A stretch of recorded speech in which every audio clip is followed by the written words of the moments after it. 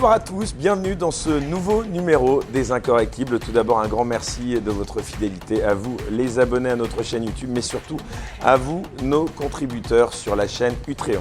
Alors, pour cette nouvelle émission, eh bien, j'ai choisi d'inviter une personnalité particulièrement rare dans les médias et pourtant bien incorrectible.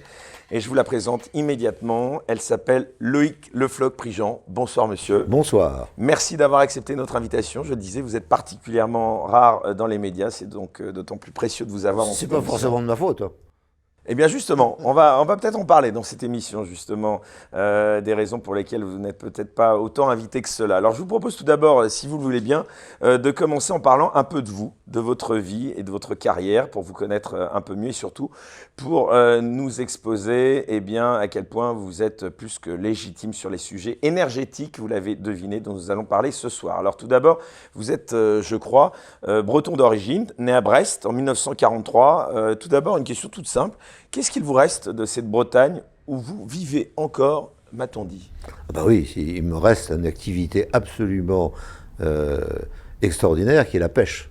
La pêche à pied. Donc j'ai fait un guide de la pêche à pied en Bretagne. J'ai fait des romans policiers bretons racontant un peu mon adolescence mais en façon policière dans les années 60. Je vais régulièrement chez moi. Et l'activité la plus importante pour moi, c'est faire la marée.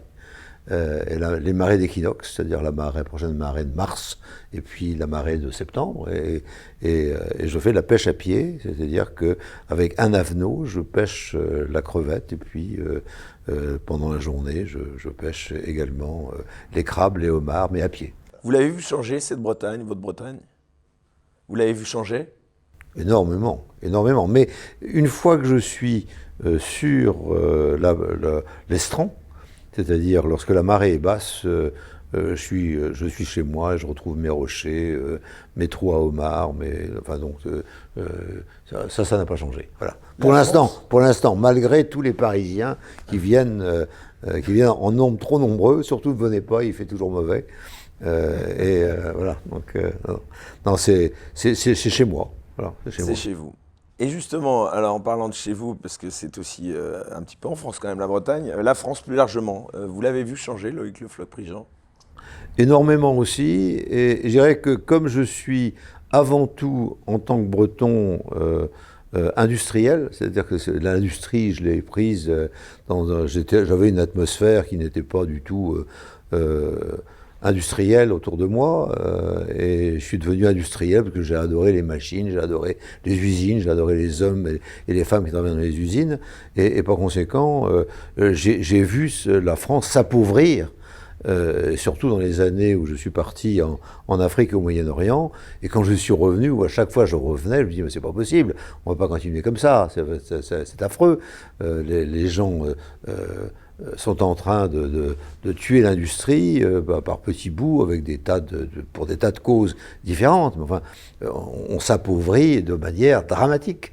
Et donc oui, je l'ai vu changer du point de vue industriel et hélas du point de vue énergétique, et nous avons l'occasion d'en parler. Alors justement, globalement, au-delà de l'énergie, comment vous expliquez, Loïc Le Floch-Prigent, le déclin de la France depuis, selon vous, les années 70 ? Il y a énormément de causes, mais une des causes essentielles pour moi, c'est le fait d'avoir eu une attitude anti-industrielle, anti-scientifique et anti-technique. Il y a énormément de gens qui ont coopéré à cet imbroglio terrible, mais il faut dire que l'écologie politique, à un moment, y a mis du sien, à un point que nous ne reconnaissons plus la France. C'est-à-dire que nous sommes devenus incapables d'implanter une industrie sans avoir des recours dans tous les sens. Et nous avons une administration, globalement, qui ne connaît pas l'industrie, qui est malveillante envers l'industrie. Et nous avons surtout un grand nombre de nos élites politiques administratives qui n'ont jamais fait de mathématiques, de sciences physiques et d'économie. Et là, c'est terrible. Nous sommes la plupart du temps dans des raisonnements politiciens et complètement absurdes qui nous ont mis à mal et qui nous mettent à mal encore aujourd'hui. C'est pas fini. On aurait pu imaginer qu'avec ce qui est arrivé avec le Covid, qui nous a en principe ouvert les yeux, qui nous a avec la guerre en Ukraine qui n'aurait pu nous ouvrir les yeux, j'imaginais que les gens disaient « oui, on a compris maintenant », et bien non, ils n'ont toujours pas compris. Et ça, c'est atroce parce que on continue à s'enfoncer alors que nous avons tous les éléments pour, d'une part, comprendre ce qui nous est arrivé et d'autre part, corriger les choses qui nous sont arrivées de façon positive. Et il y a toujours moyen de positiver et nous avons les moyens humains, alors peut-être plus tout à fait financiers, mais au moins humains. Alors vous avez déjà amplement répondu à ma question, mais j'aimerais vous demander à vous qui avez connu de nombreux présidents de la République, qu'est-ce que vous pensez du niveau des politiques actuels, des hommes politiques actuels? Oh, c'est une catastrophe. Alors cette catastrophe, elle est double. La première, c'est que on a perdu l'idée que pour faire de la politique, il fallait avoir un mandat local.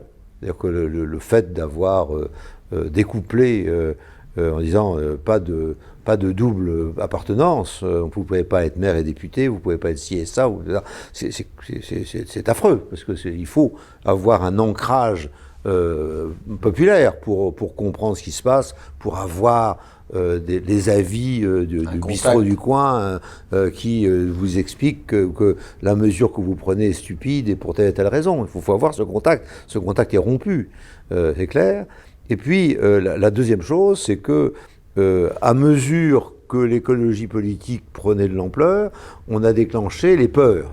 Et ces peurs conduisent à ce que nous avons aujourd'hui des enfants apeurés à l'idée que la planète va éclater. Nous avons peur de tout.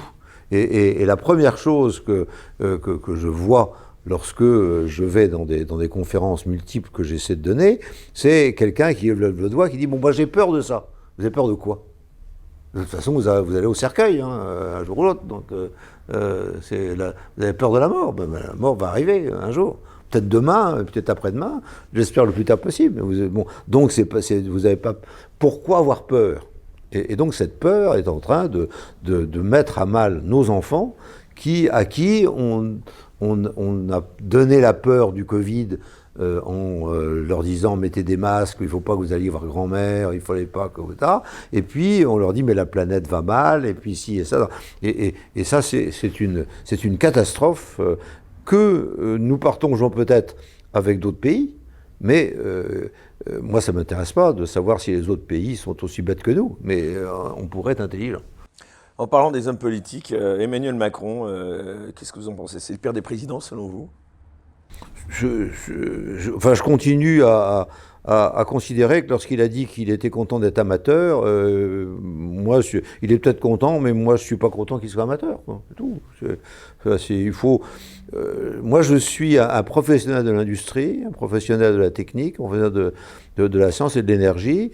Je considère qu'il faut qu'on ait des professionnels partout. J'accepte tout à fait que les gens soient des bons professionnels là où ils sont. Et quand on est dans la politique, il faut être un bon professionnel. Voilà. Comment vous expliquez cette baisse du niveau de la politique et des politiques en général? Une partie, à mon sens, ça a été la transparence sur la vie intime et la vie financière des élus. C'est-à-dire qu'on a tellement introspecté ce qu'ils étaient, ce qu'ils faisaient. On les a, alors ils sont prêtés, hein, certaines ont accouché devant les journalistes. Enfin, chacun a mis un peu de sien pour montrer qu'il était proche du peuple, etc. Donc je pense qu'il y a un peu de mystère qui seyait à l'existence des grands hommes politiques français, et que, à force de vouloir en faire, comme le disait Hollande, quelqu'un de normal, on a dévoyé les institutions, quelles qu'elles soient. Et aujourd'hui, le député, il est normal. Moi, j'ai pas envie d'avoir un député normal. J'ai envie d'avoir un député... Le député, j'avais entendu. Qu'est-ce que j'ai dit? J'avais compris le député. Ah, je ne sais pas. C'est possible. J'ai peut-être dit ça. J'ai peut-être dit ça. Mais en tous les cas, je pense que c'est terrible d'avoir des gens qui estiment qu'il faut qu'ils soient normaux, qui disent tout ce qu'ils font, comment ils vont ci et ça, ce qu'ils mangent. Ça ne nous intéresse pas. Le sujet, c'est le bien commun. Comment êtes-vous un professionnel qui animait la recherche du bien commun? C'est ça le sujet. Et ce sujet-là ne veut pas dire si vous avez de la viande, si vous prenez du poisson le vendredi, si on s'en fiche complètement. Et cette espèce mais des deux côtés, c'est-à-dire d'un côté les gens ont envie de savoir, et de l'autre les gens ont envie de montrer. Les députés ont envie de montrer tout ce qu'ils font. C'est pas bon. Voilà. Et je crois que c'est pour beaucoup dans la sorte de désacralisation de la politique qu'on en arrive à des assemblées nationales avec des poissonniers et des poissonnières, quoi, hein, qui s'envoient des trucs à la figure, etc., qui sont même pas intéressants. Il y avait quand Clémenceau était à la tribune, il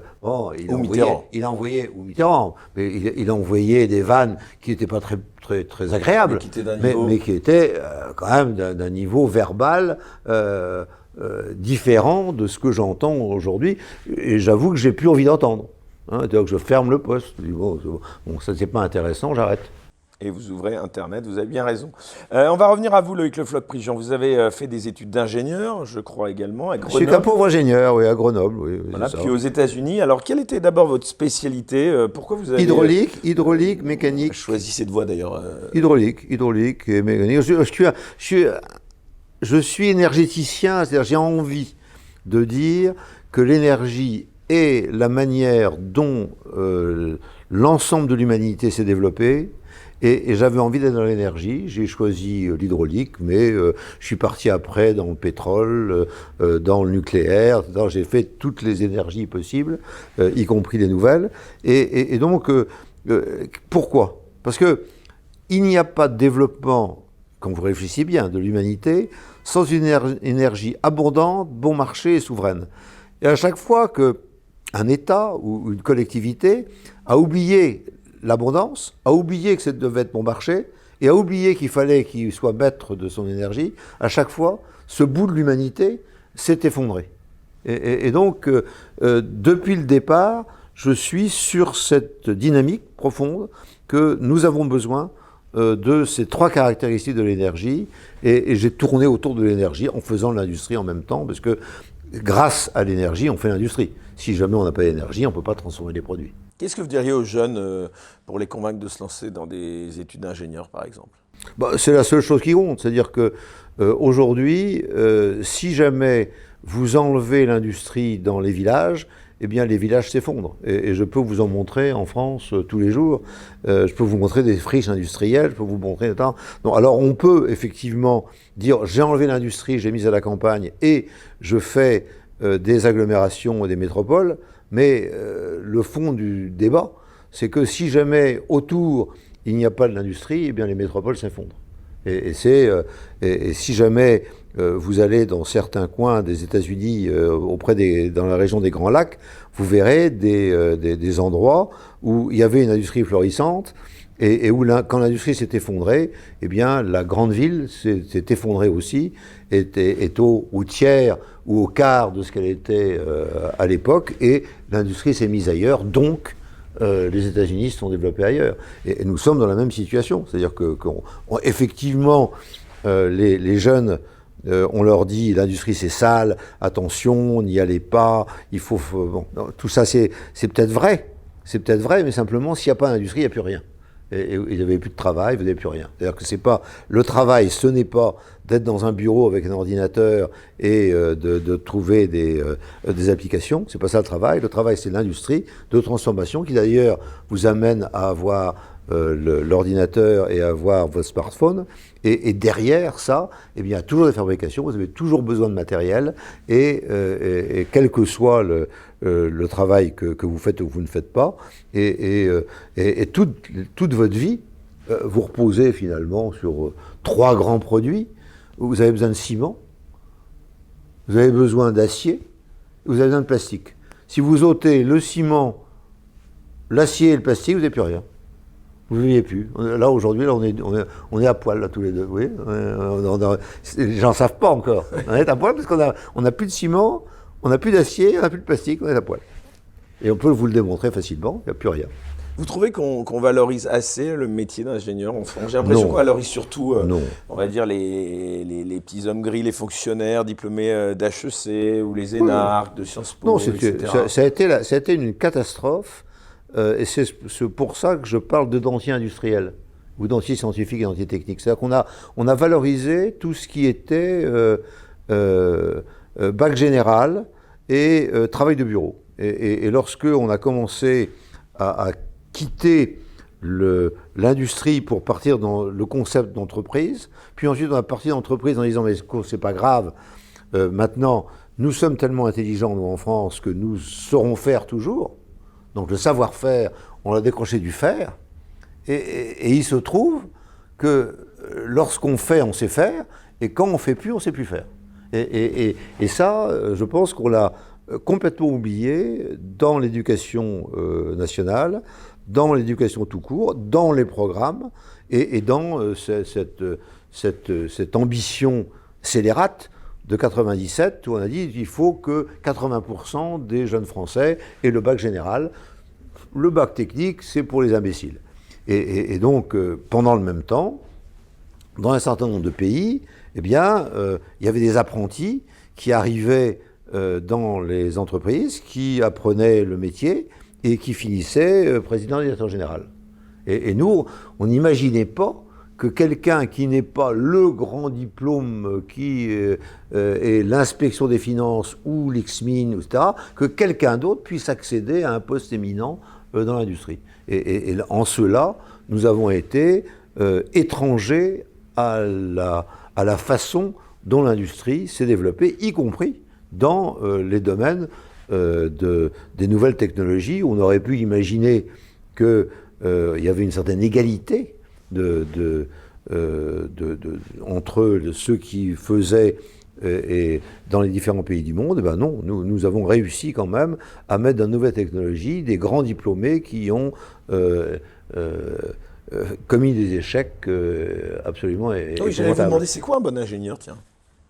Un bon ingénieur, c'est celui qui voit à tout moment son produit, ce sur quoi il est en train de travailler dans la vie courante. C'est-à-dire que quand je suis sur un produit, que je réfléchis à ce produit, parce qu'il se trouve que je suis petit industriel dans la mécanique métallurgie aujourd'hui, et que j'ai plusieurs produits. Mais je me promène dans la rue, je vais dans un bistrot, et je vois mes produits ou des produits susceptibles d'être remplacés par mon produit partout où je vais. Donc c'est quelqu'un qui vit son produit intensément. Qui anticipe. Et qui anticipe, c'est-à-dire qu'il dit, voilà ce que je pourrais faire avec le matériau, le matériel, les idées que je peux avoir. C'est ça un ingénieur qui est toujours en train de regarder le présent et d'imaginer le futur. Alors, on va entrer dans le vif du sujet avec votre parcours, qui est éminemment riche, c'est pour ça que je ne l'ai pas abordé en début d'émission. Est-ce que d'abord, vous pouvez, nous raconter votre parcours avec le Floch-Prigent pendant les années 70, avant d'occuper des postes à responsabilité? C'était bien sûr sous François Mitterrand. Alors, avant François Mitterrand ou après François Mitterrand ou pendant François Mitterrand? On va dire avant, allez, 70, et puis on va embrayer après, à partir de 82. À un moment, donc d'abord, il est clair que pour des tas de raisons, je souhaitais la victoire de François Mitterrand et dans mes modestes moyens, j'y ai contribué. Comment vous situiez politiquement à cette époque? J'étais ennuyé de voir la financiarisation de l'industrie française avec le président Giscard d'Estaing. C'est-à-dire le sentiment qu'on allait avoir des tableaux Excel, il n'existait pas encore les tableaux Excel à l'époque, et qui allait vous dire ce qu'il fallait faire ou pas selon les chiffres auxquels on arrivait. C'est-à-dire que cette espèce d'idée que le chiffre était plus important que le produit était quelque chose qui méritait. Et d'une certaine façon, les gens qui l'entouraient, qui étaient des gens de qualité, beaucoup de gens de qualité que j'ai beaucoup aimés, étaient des gens qui étaient obsédés par le fait que finalement, le bien et le mal étaient relativement simples et se résolvaient avec des chiffres. Et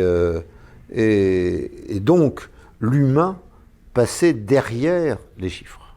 Et en tant qu'industriel, aujourd'hui comme hier, je considère que l'humain prime, qu'il faut savoir comment les hommes vivent une situation. Je dirais que pour vous cacher, lorsque je recrute quelqu'un aujourd'hui, la première question n'est pas de savoir s'il a des diplômes, combien il veut gagner, etc. La première question, c'est est-ce que vous avez envie de travailler ou pas? Et c'est une question encore de plus en plus importante aujourd'hui, où les jeunes... Est-ce que vous aimez travailler? Est-ce que vous voulez travailler? Est-ce que vous êtes prêt à travailler? Oui, c'est les questions. J'aurais peut-être rajouté combien de temps? Combien de temps, si vous voulez. Oui, bien sûr. Quand on travaille, on est dans le travail. Hein, donc quelques... Enfin, jusqu'à quelle heure? C'est un autre débat. Oui, combien d'heures? Enfin, disons que quand on est plein, quand on s'épanouit dans le travail, je ne dirais pas qu'on ne compte pas les heures, mais disons qu'on n'est pas à 5 minutes près. Et l'idée qu'au moment où la pendule s'arrête, le type est déjà habillé, harnaché, et il est prêt à sauter dans... c'est une idée qui ne m'est jamais venue à l'esprit, moi. C'est assez libéral, pour le coup. Oui. C'est une idée libérale.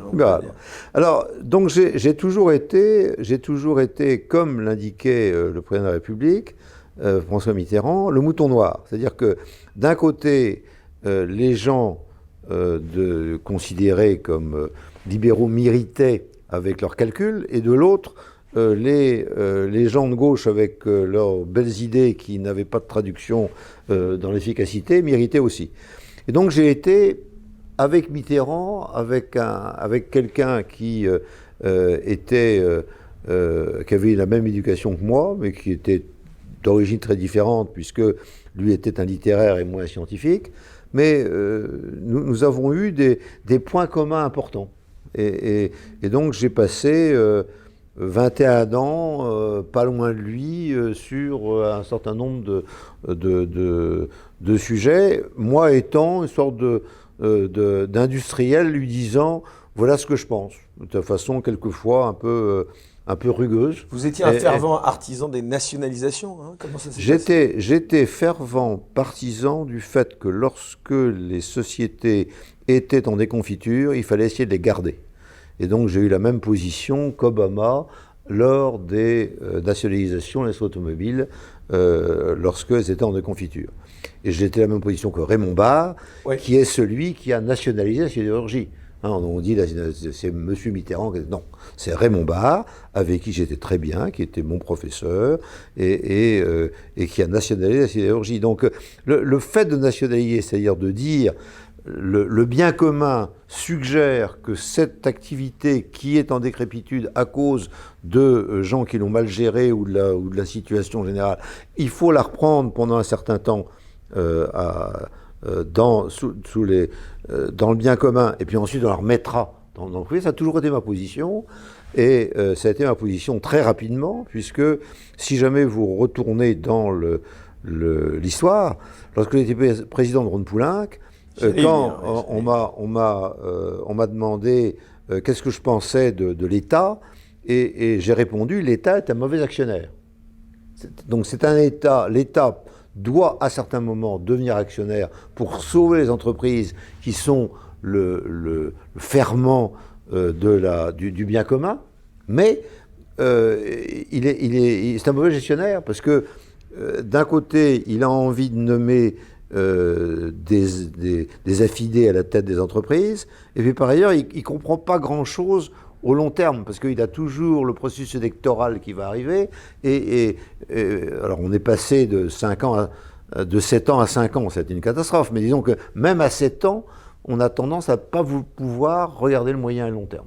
Et donc, il faut arriver à regarder le long terme. Et ça, il n'y a qu'un individu qui peut le faire, un individu qui a une autonomie de gestion. Et donc, vous vous souvenez peut-être que lors du programme de nationalisation de 81, avec Pierre Dreyfus, qui était mon ministre, dont était le directeur de cabinet, nous avons insisté. Ans, déjà, je crois. 38 ans. C'était incroyable. 38 ans. J'ai dit, eh bien, l'autonomie de gestion est fondamentale, et je n'ai pas arrêté de le dire au président de la République, François Mitterrand, en disant non, autonomie de gestion. Et lorsque mes successeurs viennent à la tête de la SNCF, dont je regrette qu'elle n'aille pas aussi bien qu'elle devrait être, je dis toujours, surtout, quand vous arrivez, désobéissez à l'État. Mais ils ne m'entendent pas. Et donc, un chef d'entreprise, nommé ou adoubé par eux, nommé doit désobéir à l'État à certains moments, en disant, voilà, écoutez, moi j'ai envie de faire ça, certes, c'est vous le chef, par conséquent, vous pouvez m'enlever si vous avez envie, mais je fais ça et je fais rien autrement, et c'est fini. C'est mon dernier mot, comme on dirait à la télé. Voilà. Excusez-moi, mais vous avez anticipé je bouscule votre emploi du temps. Non, mais pas du tout. Au contraire, vous anticipez, mais c'est bien. Donc, on va y venir justement à ce parcours plus qu'époustouflant. Donc, à partir de 1982, donc pour les spectateurs, les téléspectateurs qui ne connaîtraient pas tout de vous, peut-être, vous devenez ce qu'on appelle un capitaine d'industrie avec donc ce parcours époustouflant. Vous prenez alors d'abord la tête de l'entreprise chimique et pharmaceutique, vous en parlez, Rhône-Poulenc, tout fraîchement nationalisé, justement. Il n'y avait pas de conflit d'intérêt, là, d'ailleurs, dans la mesure où c'est peut-être vous qui l'aviez nationalisé, non? Maintenant, je serais cloué au pilori, c'est certain. Enfin, j'ai été cloué au pilori pour d'autres raisons, mais j'ai cloué au pilori. C'est-à-dire qu'on dirait, il y aurait une combustion Tartampion, ou un individu X, Y ou Z qui dirait, mais non, il était... non. Tout ça est stupide. C'est-à-dire que vous vous rendez bien compte que tout individu qui va à la tête d'une entreprise, si, quelle que soit son origine, a été à un moment compétent sur l'entreprise en question et a eu une action sur l'entreprise en question. Donc le fait d'avoir cette espèce de règle qui va, encore une fois, rentrer dans la vie de l'individu, qui veut dire, voilà, il a été dans la pharmacie. Oh là là, il ne peut pas être pharmacien. Alors du coup, qu'est-ce qu'on a? On a aujourd'hui des bonnes firmes pharmaceutiques qui sont dirigées par des étrangers, et tous nos grands pharmaciens sont présidents de sociétés à l'étranger. Alors, on a réussi notre coup, là. Hein, le président de Takeda, c'est un Français. La première entreprise pharmaceutique japonaise. Plus grande ou au même type que Sanofi. Donc tout ça est absurde. Bon, mais oui, vous avez raison, je serai cloué au pilori. Alors, vous avez ensuite dirigé, ce que je disais vraiment, ce CV, moi, que je l'ai relu et découvert pour beaucoup, vraiment, il était époustouflant. Vous avez ensuite dirigé de nombreuses grandes entreprises publiques comme Elf Aquitaine, GDF, la SNCF. Je crois même, j'en connais peu qui ont eu autant de postes prestigieux, aussi importants. Il y a que moi, je suis le seul. Je suis le seul à avoir eu 4, oui. Voilà. C'est quoi le rôle du PDG dans ces entreprises aussi importantes et stratégiques? C'est de définir la stratégie, de choisir les hommes qui la mettent en place. Et donc d'intégrer physiquement et psychologiquement l'entreprise. C'est-à-dire que j'ai été chimiste, pharmacien pendant les années de Rhône-Poulenc. Comme je disais tout à l'heure, je voyais mes produits partout. Alors là, les produits chimiques, on en voit partout. Et j'ai été chimiste et je suis revenu à la technique, parce que j'avais fait quand même de la chimie. Donc Rhône-Poulenc, Elf Aquitaine, GDF, la SNCF. Quelle est l'expérience que vous avez préférée, Loïc Le Floch-Prigent? Elf Aquitaine, parce que ça a été... aujourd'hui Total. C'est ça, aujourd'hui Total, parce que c'est... donc, participer à la capacité de française d'avoir une énergie pétrolière et gazière autonome si on le veut. Hein, on reviendra là-dessus sur la souveraineté énergétique indispensable, c'est-à-dire partir d'une entreprise qui faisait grossièrement en production un gros tiers des besoins français et arriver au bout de 4 ans à le mettre quasiment à l'équilibre. C'est-à-dire on produisait autant. Vous voyez, des défauts, je produisais autant, c'est pas moi qui produisais, c'est l'entreprise. On produisait autant que la consommation, avec les raffineries correspondantes, etc. On a fait un effort considérable en 4 ans. Donc ça, c'est l'entreprise que j'ai préférée parce que c'était la plus belle dans l'esprit qui est le mien de souveraineté nationale. Mais disons que il y avait quand même un certain nombre d'éléments dans cette entreprise qui avaient de mauvaises habitudes et j'ai été obligé, au cours de cette période, de considérer que je ne pouvais pas les virer sans perdre une grande partie du potentiel. Donc j'étais toujours dans cet équilibre qui s'est vu par la suite lorsque j'ai eu des ennuis à ce propos. L'entreprise que physiquement m'a été pour moi la plus extraordinaire, c'est-à-dire qu'avec des gens qui sont dévoués, loyaux à l'entreprise, qui ont envie de faire des choses, c'est la SNCF. La SNCF, c'est une entreprise absolument magnifique, c'est-à-dire avec des gens, un personnel absolument merveilleux. Les régimes spéciaux de la SNCF, ça vous... Alors après, on va regarder tous les avantages, notamment. On peut en parler sans s'étendre. Je vais vous dire en 2 mots. En 2 mots, la SNCF fonctionne en silo. Et par conséquent, vous rentrez dans telle catégorie et puis vous montez dans la catégorie. Bon, et puis, personne n'a imaginé que partant de cette catégorie, vous pouvez aller dans une autre. Donc une fois que vous avez atteint 30, 35 ans dans un silo, vous êtes épuisé dans le silo où vous êtes, et on vous dit, maintenant, vous pouvez prendre votre retraite. Bon.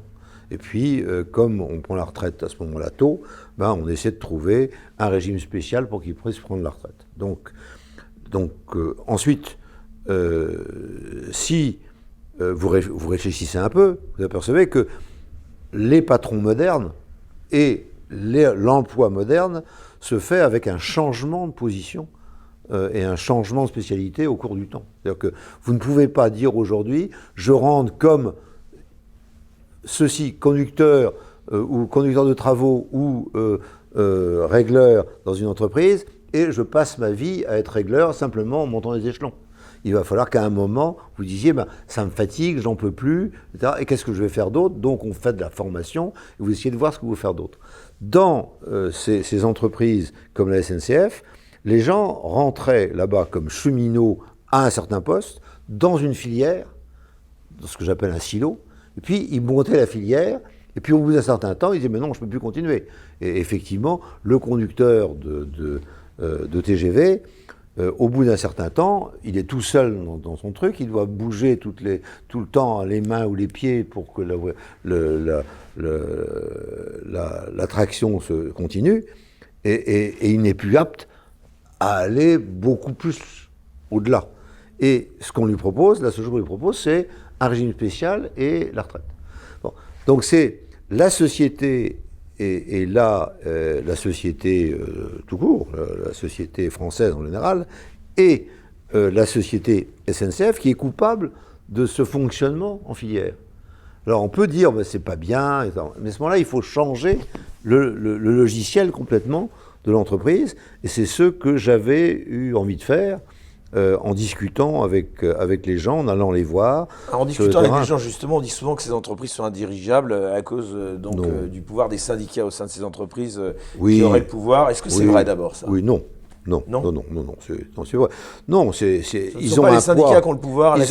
Ils ont un poids très important, mais un syndicat ne peut, en ayant un nombre d'électeurs relativement faible, ne peut conduire à une manifestation, conduire à des grèves, que si il y a un accord sur la position qu'il prend. Et donc le problème que nous avons, les syndicats comme les patrons, c'est de bien voir si on répond bien aux soucis des gens. Et un patron, ça va vous surprendre, mais ça va surprendre certainement nos spectateurs, c'est qu'un patron sait que la revendication des syndicats n'est jamais la vraie revendication. Jamais. Il y a toujours quelque chose d'autre et qu'il faut aller chercher derrière. Jamais. C'est-à-dire qu'on vous dit, voilà, je vais faire grève si jamais j'ai pas une augmentation de 3% demain, etc. Et d'ailleurs, je vais faire grève, etc. Bon, cette revendication-là, bon, elle existe peut-être, elle est mineure par rapport à la situation réelle. Et la situation réelle, c'est, en général, que les entreprises ne savent plus où va le patron, ne savent plus quel est le rapport entre le patron de l'entreprise et l'actionnaire, en l'occurrence le gouvernement, qui ne savent pas ce qui va se passer et qui ils affichent une colère que le syndicat dirige en disant en fin de compte, si vous êtes malheureux, c'est parce qu'il vous manque 3%. Il dit oui, c'est vrai, c'est pour ça. Et on donne 3%, ça continue. Bon. Et là, aujourd'hui, aussi bien sur le transport que sur l'énergie, et j'espère qu'on va y revenir, le problème que nous avons en France, c'est que les gens savent bien que la situation n'est pas normale, au sens, non pas hollandien du terme, mais normal. C'est-à-dire que aujourd'hui, on vous dit il n'y a plus de pétrole, il n'y a plus de gaz, il faut absolument l'enlever, et dans le monde entier qui, soi-disant, se décarbone, le poids du charbon est passé de 23 à 27% pendant qu'on est en train de raconter qu'il ne faut plus de pétrole et plus de gaz. Donc vous voyez bien que les gens du pétrole en France, mais ils sont sans doute plus sensibles, disent mais où est-ce qu'on va? Les gens de la SNCF, on vous dit voilà, vous allez prendre, vous allez marcher ensuite vous allez prendre le vélo sera électrique, vous allez avoir des voitures, il n'y aura plus de voitures, et grâce au train, ça va aller. Il dit très bien, mais alors qu'est-ce qu'on fait pour le train? Qu'est-ce qu'on fait? Moi, sur un certain nombre de trajets, quand j'étais président de la SNCF, donc en 96, il y avait un certain nombre d'heures pour aller d'un endroit à un autre. Aujourd'hui, on met 1 heure de plus. Alors où est le progrès? Quel est le sujet? Le sujet, c'est la maintenance. Quelle maintenance? La maintenance, c'est cher, donc on ne l'en fait pas, et ainsi de suite. Donc ces gens-là expriment, vis-à-vis de leur entreprise, un mal-être lié aux conditions dans lesquelles ils travaillent. Et ça, il faut le comprendre. Une fois qu'on a compris ça, après, que les revendications des uns et des autres soient désagréables, que les grèves soient stupides, etc. Moi, vous pensez quoi de la réforme des retraites d'Emmanuel Macron? La retraite, c'est rien, parce que c'est ce que j'appelle une réforme arithmétique. Ah bon. On fait de l'arithmétique. On a une situation. On fait des mathématiques, c'est ça? C'est de l'arithmétique. C'est pire que ça. C'est mathématiques, ce serait bien. Ça voudrait dire qu'on est allé au stade au-dessus. Non, c'est de l'arithmétique. C'est-à-dire qu'on dit voilà où on en est en production, voilà, etc. Donc il y a 1,7 personnes pour une personne dans l'activité. La personne dans l'activité paye 1,7% de personnes dans l'activité paye pour une personne retraitée. Bon, et puis vous savez, la progression, c'est que ça va être bientôt 1,2. Alors bon, donc il faut que les gens travaillent des années de plus pour qu'on arrive à un équilibre. Et donc c'est arithmétique. Alors, bon, si vous voulez faire une réforme arithmétique, vous faites une réforme arithmétique. Mais vous pensez qu'il va arriver au bout de cette réforme? Peut-être. Mais de toute façon, si jamais on fait la réforme arithmétique, on aura une nouvelle réforme arithmétique, et ainsi de suite. Puisqu'on est dans l'arithmétique. La réalité, c'est quoi? C'est qu'il faut qu'il y ait plus d'activité en France, de manière, et plus de natalité, de façon à partir de 1,7 et repartir sur 2, 3 actifs pour un retraité. C'est ça qu'il faut faire. Comment on fait? On fait de l'industrie, on fait de l'énergie, on a une énergie abondante, bon marché, etc. On essaie d'éviter qu'il y ait des localisations et on essaie de relocaliser, on essaie d'avoir une politique nataliste. C'est relativement simple. Donc on part dans l'autre sens. Mais tant qu'on est dans la descente, et on est dans la descente, on dit, oui, disent tous les gens, c'est bien joli, mais ça n'a pas d'intérêt, puisque on sait qu'on est dans la descente, et que la descente risque, puisque, en plus, lorsque vous allez les experts, disent, on est optimiste à penser que ça suffira. C'est ça qu'ils vous disent dès maintenant. On est optimiste. Vraisemblablement, il faudra recommencer la même opération dans quelques années. Donc on ne résout pas un problème arithmétique, on résout un problème social. Ce problème social se résout avec les moyens dont nous disposons, c'est-à-dire une politique nataliste, d'une part, et une politique d'expansion industrielle et énergétique de l'autre. C'est comme ça qu'on va résoudre le problème. C'est comme ça que le problème des retraites va être résolu. Alors, on peut dire, en attendant, comme on est dans les difficultés, qu'on ne va pas pouvoir faire cette politique nataliste, qu'on ne va pas pouvoir faire ça avec des résultats immédiats, alors faisons la réforme de gribouille actuelle. Ok, on dit, bon, alors, donc c'est une réformette arithmétique. On est obligé de faire de l'arithmétique, très bien. Enfin, le blocage de la RATP ou de la SNCF, c'est pas arithmétique, là, c'est factuel. C'est une réalité aussi. Autre oui, arithmétique, ça vous. Ça c'est pas mérite. quelque chose qui vous choque, par exemple. Moi, je suis un patron, je suis contre les grèves. La grève est le pire des moyens de s'exprimer. J'ai été patron de la SNCF, j'ai gueulé contre les grèves, et j'ai pas eu de grève pendant que j'étais patron. Voilà. J'ai horreur de la grève, et quand les gens se mettaient en grève ou en arrêt de travail, j'allais sur le terrain, et je leur disais, bande de terrain, pourquoi vous êtes là? Qu'est-ce que vous êtes là? Venez-moi, et puis expliquez-moi ce que vous avez. Bon. Donc, si vous voulez, la grève m'irrite horriblement. C'est-à-dire que je suis contre les grèves, bon. Mais d'un autre côté, c'est un droit de grève. Bon.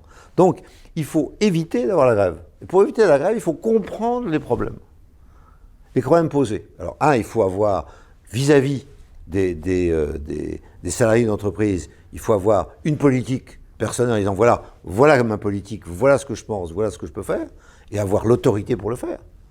Et si jamais vous dites quelque chose et vous avez un ministre derrière qui dit, ah ben non, il a dit ça, mais en fin de compte, c'est moi le ministre, donc je vais vous dire que vous n'avez plus d'autorité. Donc il faut avoir une autonomie de gestion, comme je l'ai dit tout à l'heure.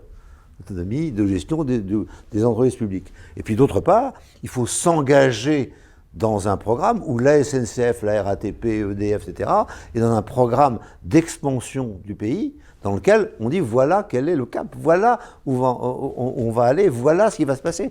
Et à ce moment-là, on est capable de dire aux gens, écoutez, vous êtes une bande de petzouilles et vous allez arrêter de faire grève parce que ça emmerde tout le monde et c'est pas une forme d'action véritablement intelligente.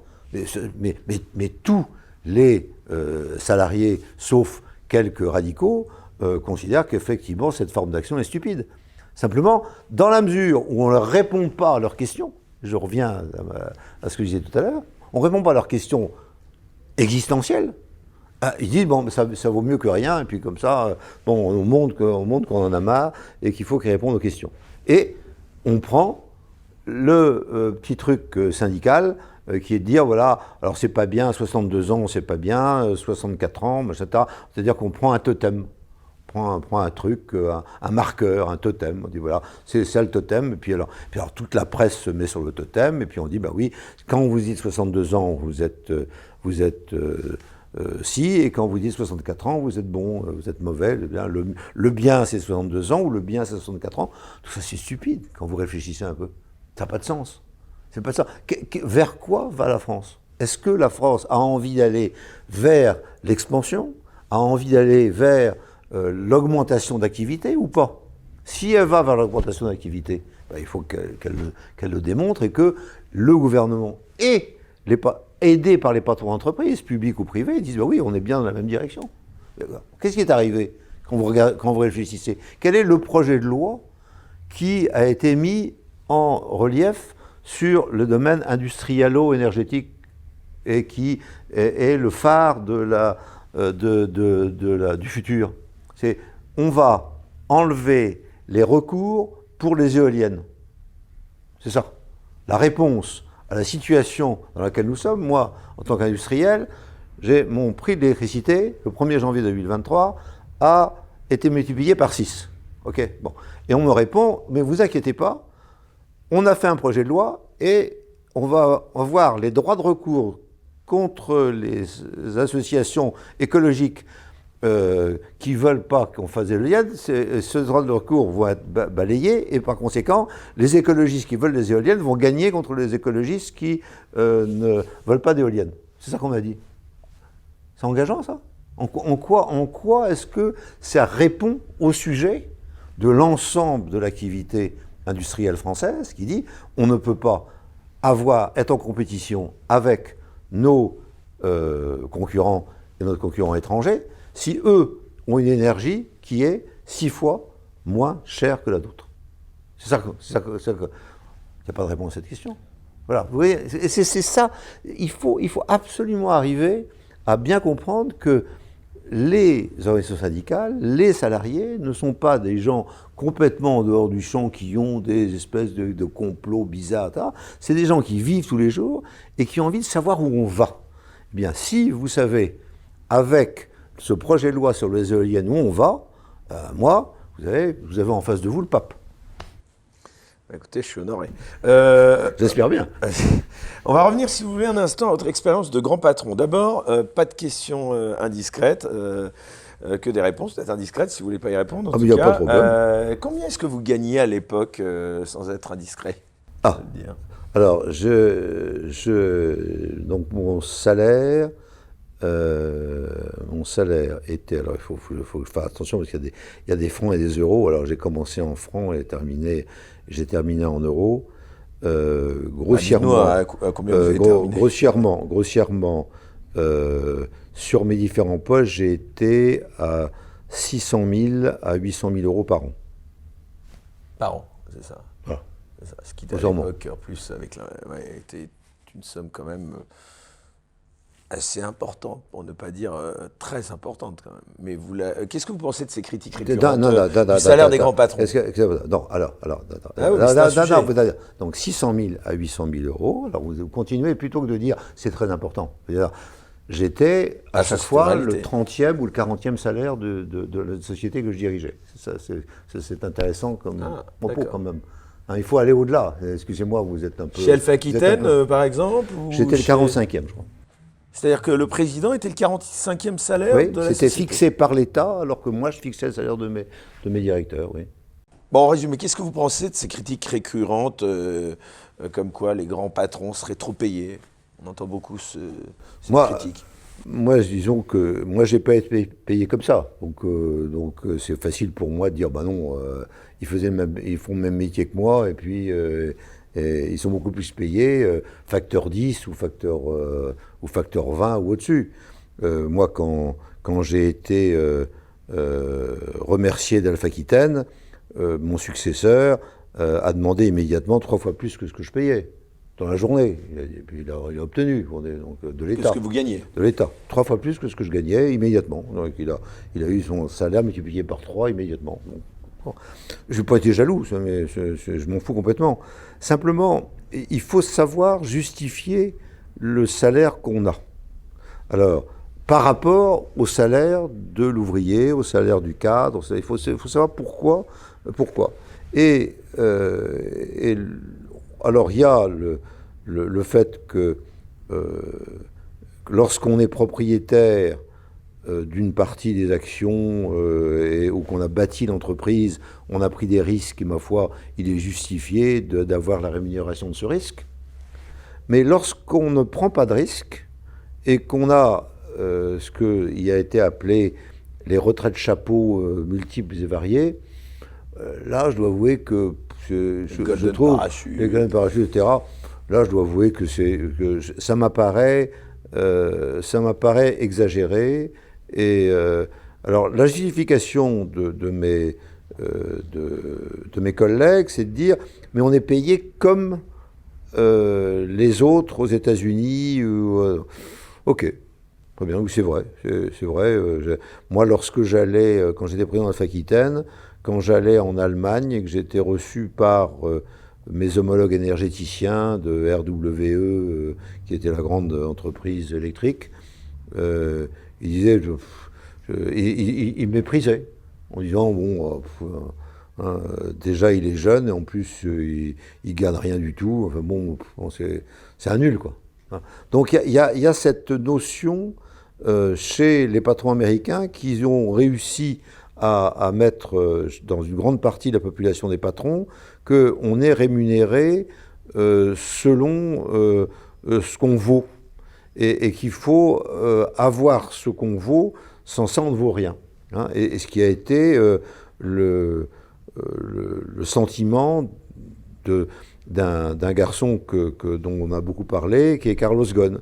Carlos Ghosn considérait que la manière dont on dont on le voyait, dont on lui disait bonjour, dépendait du salaire qu'il avait réussi à arracher à ses actionnaires.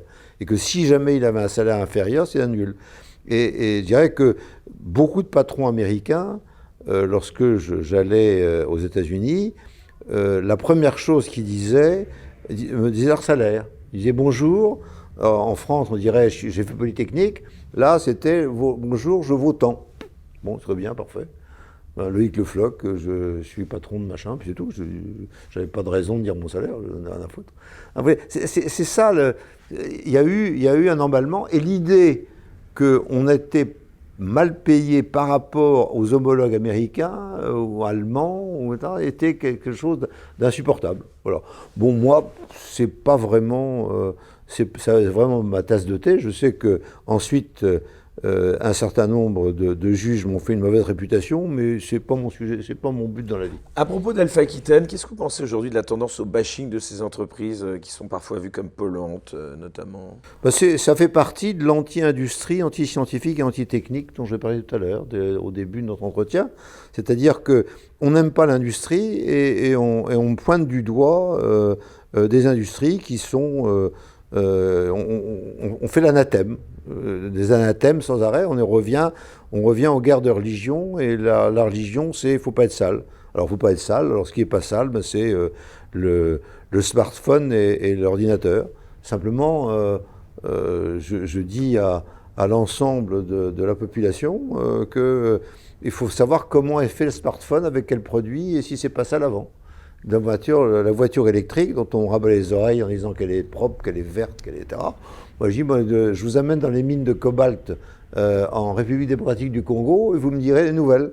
Quand vous verrez que l'espérance de vie des gamins, puisque c'est les gamins qui ramassent le mieux dans les mines là-bas, paraît-il, l'espérance de vie, c'est au-delà de 17 ans. Normalement, s'il y en a un qui est encore vivant, c'est que vraiment, c'est un type génial, quoi. Il commence à 12 ans et termine à 17 ans. Bon, si vous voulez avoir effectivement des voitures au cobalt, vous avez des voitures au cobalt.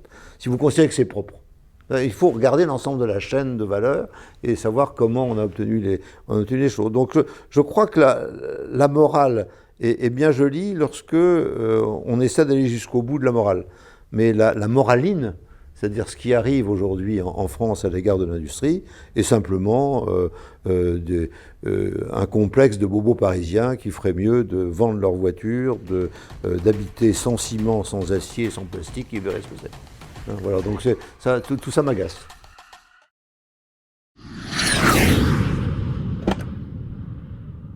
C'est intéressant, vous avez parlé de l'Afrique. Sur l'Afrique, il y a eu beaucoup de fantasmes sur le lien entre Elf et l'Afrique. Est-ce que vous pouvez nous en parler? Oui. La France-Afrique, c'est une réalité? Non, c'est pas des fantasmes, c'est qu'à un moment, sorte d'ambassadeur réel de la France dans les pays où il y avait du pétrole, c'était le directeur d'Elf.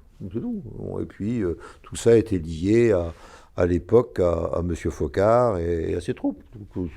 C'est une réalité, c'est pas un fantasme. Et c'est encore le cas aujourd'hui? Non, du tout. Non. Du tout. Maintenant, l'ambassadeur a pris ses marques, etc. Donc, c'est plus ça. C'est fini. En ce qui concerne Elf et donc Total aujourd'hui, non, pas du tout.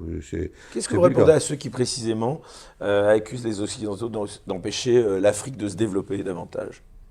Alors, il y a deux réponses à la question. La première chose, c'est que effectivement, les Occidentaux, les Orientaux, les Russes, l'ensemble du monde n'a pas envie que l'Afrique se développe et essaie de prendre les matières premières sans les transformer. Première chose qui est vraie. C'est-à-dire qu'on n'a pas envie qu'il y ait de grandes raffineries en Afrique parce qu'on aime mieux qu'ils aient des petites raffineries, qu'il est trop cher et que des produits raffinés arrivent en Afrique de façon à être payés beaucoup plus cher. Mais c'est un cas, c'est la même chose pour le phosphate au Togo, c'est la même chose pour les noix de cajou au Guinée-Bissau, etc. Première chose. La deuxième chose, c'est qu'ils sont aidés par le fait que les hommes au pouvoir ont envie de confisquer à la fois les richesses et le pouvoir. Ils sont au pouvoir, ils ont envie de rester au pouvoir. Pour ça, il faut qu'ils confisquent les richesses. Et une bonne manière de faire, c'est de garder une tutelle avec des gens qui sont en liaison avec eux en matière. Donc c'est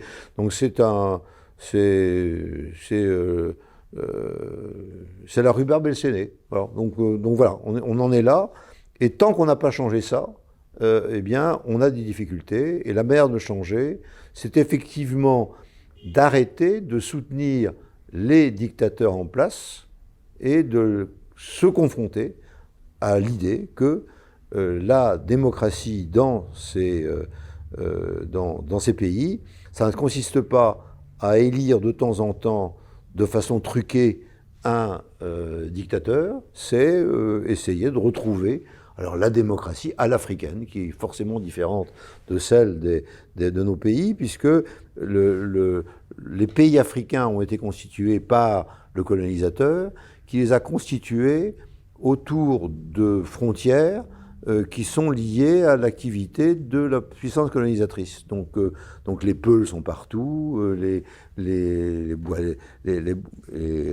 Baoulés partout, les Congolais partout, etc. Donc le seul moment où les gens ont l'impression d'avoir un pays, c'est au football. Vous avez remarqué que la Coupe d'Europe des Nations est vraiment l'élément dominant de la solidarité africaine.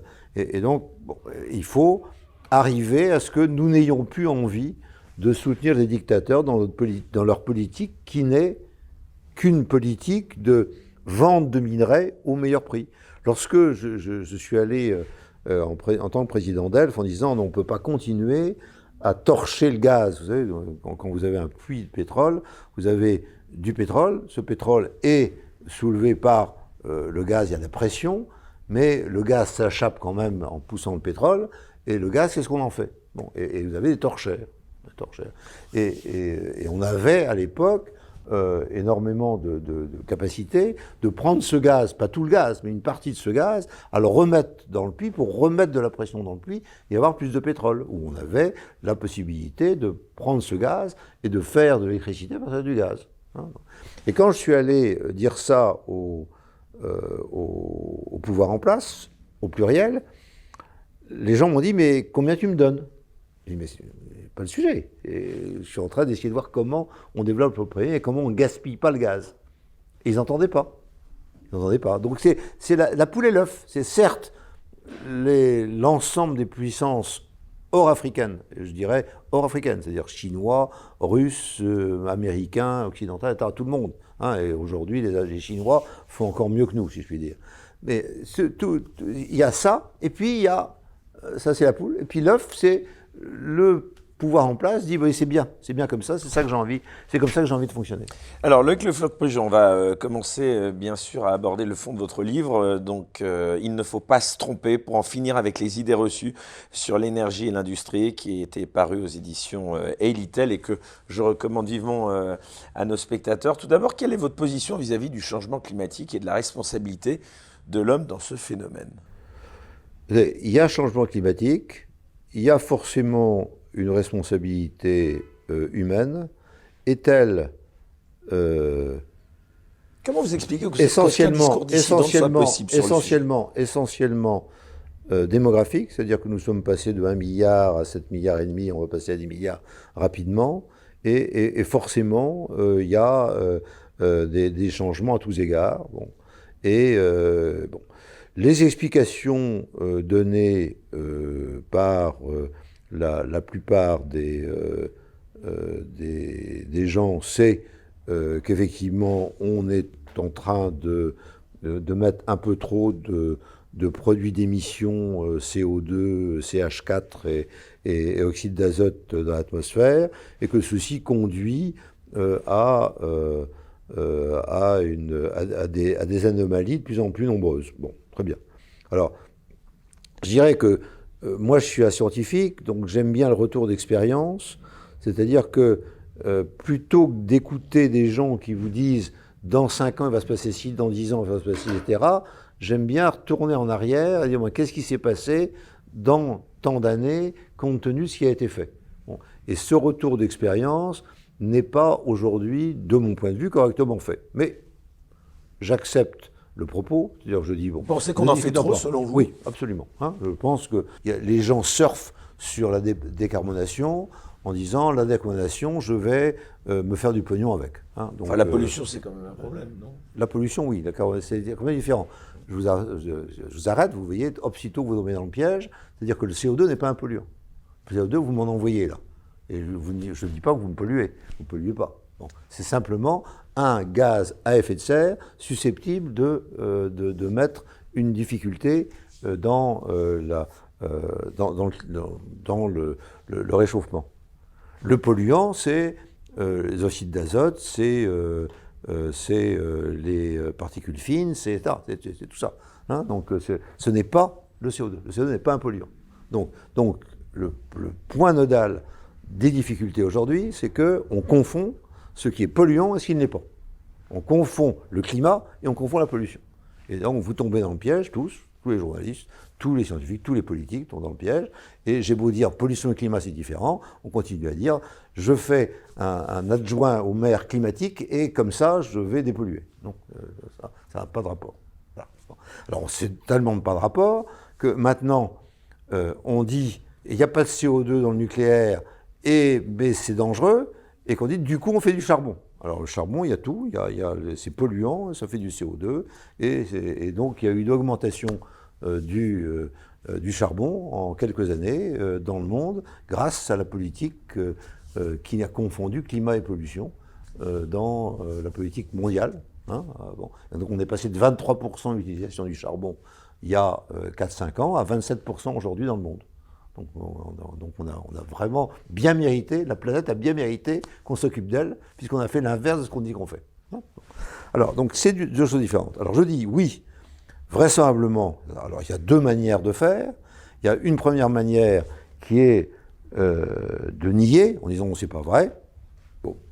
Alors je suis un peu dans le pari de Pascal, c'est-à-dire que Dieu n'existe pas, par conséquent je ne tiens pas compte de Dieu, mais en supposant qu'il existe, il faudrait quand même que je fasse quelque chose. Bon, moi je suis pascalien en la matière, je dis écoutez, vous avez peut-être raison, je fais comme si vous avez raison, je vais essayer de voir ce que je fais. Et à ce moment-là, on s'interroge pour savoir quelles sont les solutions qu'il faut prendre pour diminuer les pollutions. C'est le premier argument qui est la protection des individus, pas de la planète. C'est les individus qui sont pollués. C'est pas la planète s'en fout. Bon. Et la deuxième chose, c'est on va regarder ce que on peut faire. Plus de planète, plus d'individus, sans vouloir être un peu simpliste. Oui, mais s'il y a plus, il peut y avoir une planète polluée à certains endroits qui fait disparaître les individus à un certain endroit, ce qui n'empêche pas tout le reste d'exister. Donc vous allez aux Maldives, vous êtes peinard, simplement, lorsque vous allez en Silésie, vous crevez. Donc ça n'a rien à voir. C'est pas la planète. Bon. Mais quand on raisonne sur le climat et sur les gaz à effet de serre, on raisonne de façon assez globale sur la planète. Vous avez le droit de raisonner par pays. Mais quand vous raisonnez par pays, vous raisonnez pollution. Parce que mettre tous les Français aux Maldives, ça va être compliqué quand même. Oui, mais quand vous raisonnez France, 1% de la population mondiale, 1% vous raisonnez France. Et donc, ce que vous faites en France n'a aucune conséquence sur le climat. Parce que 99% manquent. Donc vous pouvez toujours raconter ce que vous voulez. Madame Hidalgo peut dire qu'elle fait du climat. Elle ne fait pas du climat, elle fait de la France. Elle fait du Paris. Et à l'intérieur de Paris, elle fait le centre de Paris. Donc elle ne fait rien sur le climat. Elle fait de la trottinette électrique. Oui, mais elle ne fait rien sur le climat. OK ? Donc, alors après, si jamais je raisonne sur l'ensemble de la planète et sur les gaz à effet de serre, c'est-à-dire CO2, CH4 et NOx, qui sont les gaz à effet de serre, le CH4 étant plus important que le CO2, dans la mesure où on n'arrive pas à expliquer cette complexité, on en arrive à dire qu'il faut décarboner. C'est-à-dire qu'on ne s'occupe que du CO2. Donc qui est, du point de vue scientifique, une stupidité. C'est-à-dire que le CH4 et le NOx sont bien plus importants que le CO2. Donc on dit on décarbone. Et on fait la politique de décarbonation. politique de réglementation, et on l'a fait aux frontières de la France, on ne s'occupe pas de ce qui peut se passer ailleurs. Et quand on fait la décarbonation, par exemple, avec les centrales nucléaires, on dit non, ça c'est pas bien. Donc on n'a pas une politique responsable et raisonnée à partir des hypothèses qu'on a prises. Et c'est cette différence entre les hypothèses et la critique de ces hypothèses et l'action qui sont désagréables. Alors, je prends un exemple qui est celui que je prends le plus fréquemment, pour vous faire bien comprendre. C'est-à-dire que lorsque je dis il faut faire des éoliennes parce que c'est bon pour la planète, je dis quelque chose de faux. Alors, je peux dire je fais une éolienne parce que je suis sur une île, que c'est plus facile de faire une éolienne et c'est moins cher, etc. Et je peux démontrer que je peux faire. Je peux dire je fais de l'énergie solaire à un instant donné parce que j'ai du soleil et que j'ai pas d'orage, j'ai pas de machin, et ça va me coûter moins cher. Mais si jamais je regarde l'ensemble de ce que va donner une éolienne, l'éolienne aujourd'hui, avec le mix énergétique que nous avons en France, est inutile. C'est-à-dire que nous avons une base qui est une base nucléaire. Cette base nucléaire, plus on s'en sert, et moins ça coûte cher, et deux, tant qu'on a la base, ça coûte rien. Ça coûte pratiquement rien.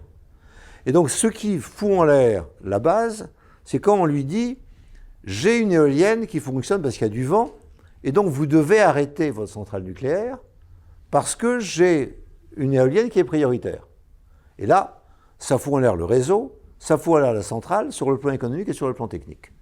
Donc, quand je prends, c'est-à-dire pour le climat et pour la pollution, je fais des éoliennes et c'est bon pour la France et pour la planète. Je dis l'ensemble de ces éléments sont faux les uns après les autres. Et donc, mais ce qui n'empêche pas que si j'ai envie de faire une éolienne, j'ai fait une éolienne. Parce que j'ai envie de faire une éolienne. Parce que j'aime bien le vent. Vous pouvez avoir toutes les raisons. Mais la raison liée au climat et à la pollution n'existe pas.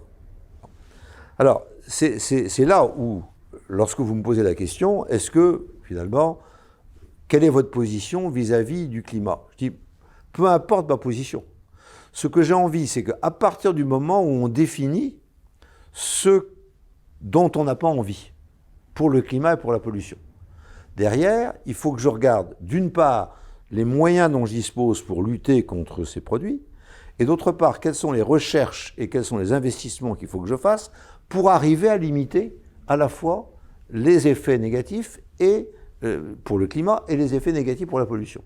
Et qu'il n'y a pas correspondance. Et donc je lutte aujourd'hui, non pas pour dire ce qui a été dit par le GIEC ou ce qui a été dit par X, Y ou Z est faux ou pas faux, etc.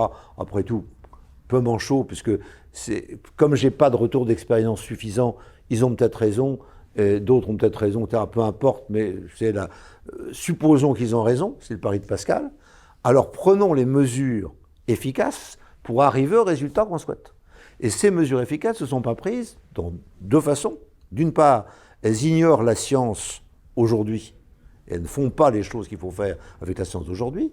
Et elles ignorent la science de demain, c'est-à-dire qu'elles ignorent la manière dont la science peut se développer pour résoudre le sujet. Autre exemple. Donc on vous dit, aujourd'hui, je vais remplacer les moteurs thermiques par les moteurs électriques parce que c'est bon pour le climat. Démontrez-moi que c'est bon pour le climat. Moi, vous ne pouvez pas me le démontrer. Aujourd'hui. Peut-être que vous le démontrerez demain. Bon. Parce que, qu'est-ce que c'est l'électricité? Et je suis obligé de revenir juste au fondement physique. Le pétrole, vous pensez qu'on en a encore pour longtemps? 150 ans, 200 ans, ce que vous voulez. C'est-à-dire deux théorèmes faciles. Ce qui est rare est cher, hein, et les réserves augmentent avec le prix. Alors c'est deux théorèmes absolument obligatoires. Donc, si jamais, hier, on prenait 5% des réservoirs initiaux de Philadelphie, de Pennsylvanie, eh bien, on est capable aujourd'hui de prendre de 50% à peu près avec une nouvelle technique. Bon, est-ce qu'un jour on aura envie de repartir en Pennsylvanie pour prendre les 95% qui restent? Peut-être. Hein, donc l'idée qu'il y a une raréfaction, non, il n'y a pas de raréfaction de gisements, on en trouve partout. Vous avez remarqué qu'en Guyane, donc en Guyane française, il n'y a pas de gisement, il n'y a pas de gaz et pas de pétrole. Hein, et puis en Guyana, 500 mètres plus loin, c'est des gisements énormes. Où est Total. Donc Total n'a pas pu travailler en Guyane, il travaille en Guyana. Bon, c'est de la logique qui plaît aux écologistes, ça plaît aux politiques, ça plaît aux journalistes, c'est parfait. Moi, j'ai rien à dire. Si vous n'avez pas envie de travailler en Guyane, vous avez le droit de dire j'ai pas envie de travailler en Guyane, mais c'est pas la peine de dire qu'il n'y a pas de pétrole. Hein, et donc, il y a du pétrole partout, il y a du pétrole partout. Donc, il y en a encore pour des années. Simplement, ce qui est rare est cher. Donc, si jamais vous avez moins de pétrole, il sera plus cher, et si vous en avez toujours besoin, ça dézingue les économies, ok? Et les réserves augmentent avec le prix, c'est-à-dire si vous augmentez le prix, il y a plus de réserves. Ah, voilà. Donc tant que vous n'avez pas, donc vous avez du pétrole, si vous en avez envie, pour des années nombreuses et variées. Alors, cher Loïc Le Floch-Prigent, parlons à présent de la crise de l'énergie, c'est votre sujet de prédilection. D'abord, pourquoi est-ce que l'énergie est un sujet si important? Parce que s'il n'y a pas d'énergie, il n'y a pas d'industrie, et il n'y a pas de vie sociale telle que la santé. Quelles sont les causes actuelles de la crise quelles sont les causes de la crise actuelle de l'énergie? Les causes actuelles, c'est que nous avons cru qu'il y avait une source d'énergie préférable à d'autres, et que c'était cette source qu'il fallait privilégier. Alors, on a cru que, en particulier dans l'Occident, que les énergies renouvelables, c'est-à-dire le vent et le soleil, étaient des énergies prioritaires parce que gratuites. Rien n'est gratuit. Je reprends, rien n'est gratuit. Donc, on s'est engagé dans une voie qui est une voie sans issue, dont on perçoit qu'elle est sans issue. Aujourd'hui, alors on a premier élément, on s'en est aperçu lorsque l'Allemagne a dit « je vais enlever mes centrales nucléaires et je vais faire de l'énergie renouvelable ». Et ils ont fait des éoliennes et du solaire. Et ils avaient oublié de dire aux Allemands et aux Européens, heureusement, on a le gaz pas cher de Russie, on va l'amener par pipeline, parce que comme les éoliennes et le solaire sont intermittents, nous allons utiliser le gaz pendant les 75% du temps où il n'y a pas de vent, pas de soleil. C'est le gaz qui sera là, mais on va le taire parce que c'est pas bien. Okay, bon. Donc, il y a 2 ans et demi, les Américains qui avaient le gaz de schiste et qui étaient mal vus à cause du gaz de schiste ont voulu vendre leur gaz de schiste mondial. Ils sont aperçus que les Russes vendaient leur gaz à prix cassé aux Allemands. Donc ils ont commencé à râler sur Nord Stream 2, puis ils ont commencé à dire aux Russes, si vous pouvez augmenter les prix, comme ça on vendra notre gaz de schiste. Donc le gaz de schiste a augmenté, et par conséquent, le gaz russe a fait augmenter le prix du gaz, et il y a 2 ans et demi, on a commencé à voir le prix du gaz augmenter. Donc là, la crise est due essentiellement aux mensonges issus des gens qui ont promu les énergies intermittentes, solaires et éolien, en disant que c'était la solution, qu'on pouvait faire 100% renouvelable, parce que on allait résoudre un jour le stockage de l'électricité. Problème qui n'existe pas, puisque l'électricité, c'est des électrons en mouvement et qu'on ne peut pas stocker de mouvement. Donc la crise est née du mensonge lié aux énergies intermittentes. Elle a pris sa racine il y a 2 ans et demi, avec ce combat entre le gaz de schiste et le gaz russe indispensable pour que l'Allemagne puisse dire « je fais la politique d'énergie intermittente ». Et l'explosion, ça a été la guerre en Ukraine, oui, les sanctions. On a beaucoup expliqué que la crise énergétique était due 2 ans et demi. Il y a 2 ans guerre et demi, en Ukraine. Il y a 2 ans et demi, le prix du gaz a augmenté et ça a commencé à dérégler les choses. Ça a commencé à dérégler le prix. C'est une bonne excuse ou pas, cette guerre en Ukraine? Je vais vous dire, la guerre en Ukraine, c'est ce qui montre le mensonge des années précédentes, mensonge qui avait commencé à percoler comme mensonge il y a 2 ans et demi quand les prix du gaz ont augmenté. Et ce prix du gaz conduisait à un prix d'électricité qui montait. Et en ce qui concerne la France, puisqu'on avait des éoliennes, notre prix d'électricité a augmenté, a doublé, avec 3% d'électricité issue d'énergie éolienne et solaire. Notre prix de l'électricité, pour des industriels comme moi, a doublé pendant les 5 à 10 ans qui viennent de s'écouler. Donc le prix de l'énergie a commencé à augmenter grâce ou à cause d'eux, on veut, chacun va midi à sa porte. Les gens qui ont gagné beaucoup d'argent grâce à ça sont contents d'avoir augmenté le prix de l'énergie. Mais a augmenté à cause de la correspondance entre les éoliennes, le solaire et le gaz. C'est-à-dire que ça va ensemble. Et ça, bon, donc, et c'est apparu plein pot au moment de la guerre en Ukraine, quand la guerre en Ukraine a conduit les Occidentaux à dire « et on va punir les Russes dans les sanctions ». J'allais vous demander votre position sur ces sanctions mises en œuvre par l'Europe. Et dès qu'on a mis les sanctions, à ce moment-là, les Allemands ont dit « mais non, faut pas mettre les sanctions, pas tout de suite, dans quelques temps peut-être, mais pas maintenant, parce que nous, on est bon ». Et on s'est aperçu à ce moment-là que les Allemands étaient dépendants à 60% du gaz russe et à 50% du pétrole russe et à 50% du charbon russe. Et donc le roi était dû. Voilà. Et c'est ça qui s'est passé. Plus largement, quel regard vous portez sur ce conflit en Ukraine, Loïc Le Floch-Prigent ? Écoutez, je sais que ma pensée n'est pas très agréable à entendre. Donc, mais je veux dire, je pense que nous avons des liens avec les Russes historiques depuis Voltaire et Catherine II, que moi j'ai des liens avec la musique, avec Tchaïkovski, Rachmaninov, puis avec la littérature russe. Donc les liens avec les Russes sont très profonds entre nos deux cultures. Et que donc un jour ou l'autre, notre continent va retrouver l'amitié franco-russe. Donc aujourd'hui, incontestablement, c'est la Russie qui a envahi l'Ukraine. C'est épouvantable. Et c'est épouvantable pour les Ukrainiens. Et donc, c'est pas bien. Mais nous avons aussi à nous souvenir que Ukrainiens comme Russes sont des gens qui ne sont pas forcément liés à leur gouvernement et nous retrouverons sur notre route dans le futur. Peut-être pas moi, parce que, disons qu'à mon âge, on peut attendre un certain temps avant que ça arrive. Enfin, il ne faut pas insulter l'avenir.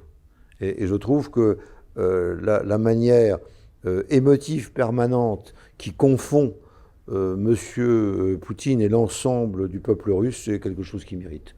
Voilà. Et donc on va retrouver les Russes sur notre route, qu'il va falloir reconstruire une amitié franco-russe comme une amitié franco-ukrainienne. Ça va être long, mais c'est ça que nous devons faire. Et je sais que ça ne plaît pas, hein, parce que quand je dis ça, on me traite de pro-Poutine. J'ai jamais été pro-Poutine. Je connais M. Poutine, je ne suis pas pro-Poutine. Non, je ne peux pas être pro-Poutine. Mais d'un autre côté, attention à ne pas insulter l'avenir sans arrêt en considérant que les Russes... Vous l'avez rencontré déjà, non ? Oui, bien sûr. Ah, vous avez rencontré ça m'arrive, oui. Ça m'arrive de rencontrer des gens, oui. Ça m'arrive de vous rencontrer aussi. Oui, c'est vrai aussi. Vous êtes plus agréable que M. Poutine. Et quel regard, justement, vous l'aviez rencontré dans quel contexte ? C'était un regard, un moment, au moment où il était avec M. Yeltsin. Oui. Et quel regard vous aviez sur lui ? C'était pas un personnage très agréable. D'accord. Qui connaît que le rapport de force. Donc voilà, il fallait en tenir compte dans les rapports qu'on avait avec lui. Enfin, je pense qu'on... Il y a des gens avec qui on peut avoir envie de partir en vacances, d'autres pas, quoi. On ne les traite pas forcément de la même façon, il me semble. Voilà, ça fait partie aussi de la politique. Petit 1. Et 2, il faut se souvenir que jamais aucune négociation, aucun conflit, etc., n'a été réglé avec les chefs d'État. Jamais. Ça n'existe pas. C'est-à-dire que M. Kissinger, M. Metternich et M. Talleyrand n'étaient pas chefs d'État. Donc il faut avoir des capacités de discussion à l'intérieur, si jamais, et ça se termine toujours par des négociations et par un compromis. Et donc il faut qu'il y ait des gens qui fassent la guerre, les militaires sont faits pour ça, et puis il faut qu'il y ait des gens qui soient préparateurs du compromis, et ça, c'est d'autres gens comme Talleyrand, Metternich et Kissinger, et puis voilà, et que ces gens-là, aujourd'hui, j'ai pas l'impression que les on voit les militaires sans arrêt, qui se battent, qui se combattent, etc. La guerre est atroce. Les gens qui ont connu la guerre savent qu'elle est atroce. Et moi, je suis plutôt du côté des négociateurs et de ceux qui préparent la négociation en général. C'est ce que j'ai fait une partie de mon temps lorsque j'étais président. Vous pensez qu'il faut abroger ces sanctions de l'Europe? Ah non, non, du tout. Les sanctions sont des sanctions politiques. Jamais je ne prendrai de conseils sur le sujet. Simplement, lorsqu'on prend des sanctions, on ne dit pas qu'elles seront indolores, c'est tout. On dit elles vont être douloureuses, par conséquent, vous, la population française, vous, la population européenne, nous allons prendre ces sanctions, vous allez en prendre plein la gueule.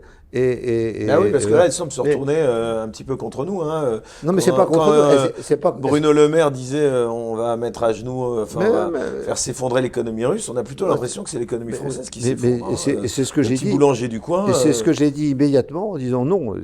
Ce n'est pas à moi de dire s'il faut prendre ou non les sanctions. Vous verrez toujours dans ce que je dis depuis le départ. Ce n'est pas à moi de dire ça. Mais par contre, si vous prenez les sanctions, voilà ce qui va arriver. Ça, je l'ai dit. J'ai dit, ça va être catastrophique pour l'Europe. Enfin bon. Loïc Le Floch-Prigent, ministre de l'économie, là, il ferait quoi aujourd'hui? Oh là là. Dieu me préserve d'être ministre de l'économie d'un pays aussi difficile. D'abord. D'Emmanuel Macron peut-être. D'abord, si jamais. Écoutez, on choisit. Il y a une relation bi-univoque entre un chef d'État et un ministre. Hein, voilà. Donc on accepte d'être ministre de quelqu'un. Moi, j'ai pas accepté d'être ministre de Mitterrand. On vous l'a proposé, oui.